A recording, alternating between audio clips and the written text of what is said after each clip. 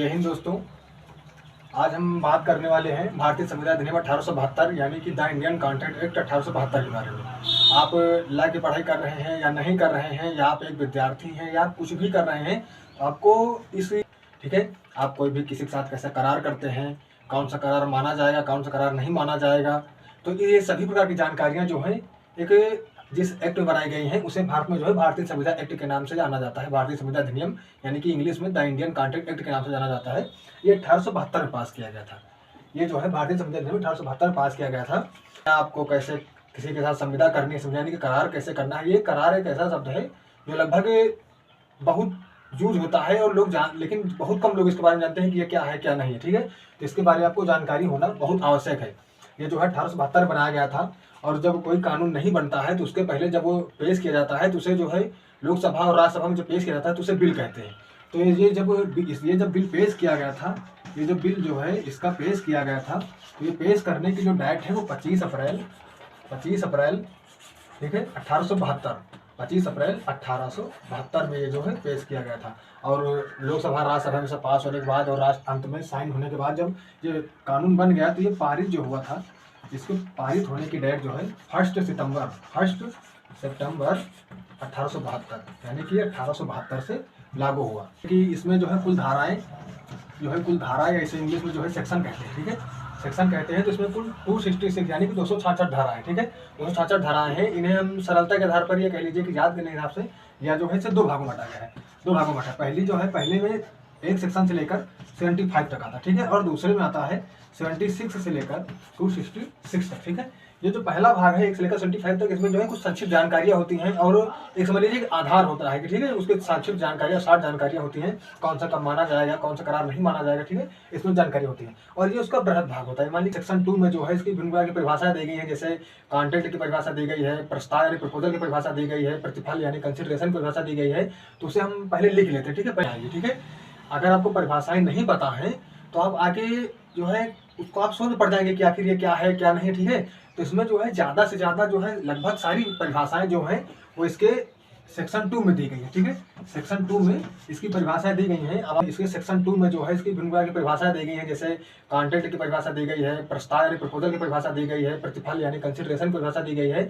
तो उसे हम पहले लिख लेते हैं। ठीक है, पहले लिख लेते हैं ताकि आपको बताया नहीं तो वीडियो बहुत बड़ा हो जाएगा। ठीक है, तो में सबसे पहले जो है 2A में परिभाषा दी गई है, प्रपोजल यानी कि प्रस्ताव परिभाषा दी गई है।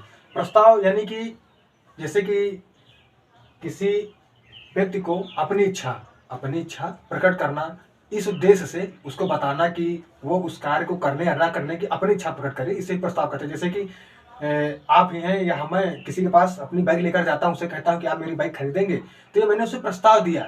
अब वो इस पर अपनी इच्छा व्यक्त करेगा कि मैं बाइक को खरीदूंगा या नहीं खरीदूंगा। अब आता है सेक्शन 2A यानी कि प्रपोजल। आप ये मत समझिए कि प्रपोजल के पास वही जितनी परिभाषा थी वो इतना नहीं है। प्रपोजल में भी बहुत से हैं, जैसे कि प्रपोजल के तत्व है, प्रपोजल यानी कि प्रस्ताव कब मान्य है कब नहीं मान्य। ठीक है, तो उसका जब विस्तृत बताएंगे तो बताएंगे। पहले परिभाषाएं जान लीजिए। ठीक है, आपको पहले परिभाषाएं जानना चाहिए ताकि आपको आगे दिक्कत पड़ेगी।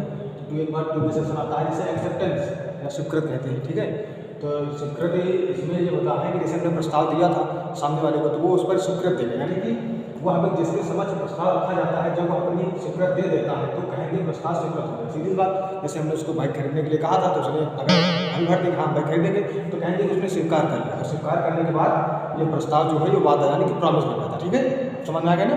ये परिभाषा जो है आप लिख लीजिए, एकदम सरल परिभाषा। ठीक है, उसका अभी जो ज़्यादा इंपॉर्टेंट है उनकी परिभाषा मैं आपको बता देता हूँ। ठीक है, कंसिडरेशन प्रिंसिपल यानी कि आप इसको याद करने का सबसे आसान तरीका है डी देख लीजिए। 2D यानी इसकी परिभाषा 2D में दी गई। ठीक है, तो प्रिंसिपल किसे कहते हैं? तो जब वचनदाता की वांछा पर वचन ग्रहीता, जब वचनदाता की वांछा पर वचन ग्रहीता या कोई अन्य कोई कार्य किया है या करने से विरत रहा है।